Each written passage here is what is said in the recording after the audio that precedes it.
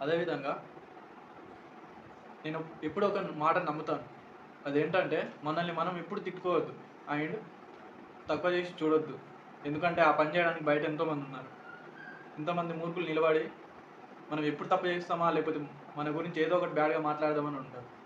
But మనకు మనం తక్కువ చేసుకోవడం వల్ల ఏమవుతుందంటే మన సబ్‌కాన్షియస్ మైండ్‌లో ఏది రియాలిటీ, ఏది అబద్ధం దాన్ని డిఫరెన్స్ అది తెలుసుకోలేకపోతది. ఒకవేళ మనమే మనల్ని తక్కువ అంచనా ఏసుకుంటే దానివల్ల మనకు నెగెటివ్ పాయింట్ అన్నమాట.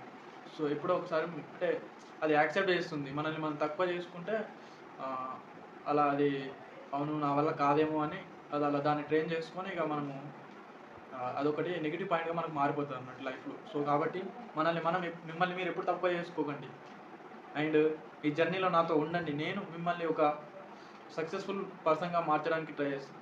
నాతో పాటు మీరు మీరు కూడా సక్సెస్ కావాలని ఈ జర్నీలో నాతో ఉన్నందుకు నేను కోరుకుంటున్నాను. సో, ఈ వీడియో మీకు నచ్చినట్లయితే లైక్ చేయండి.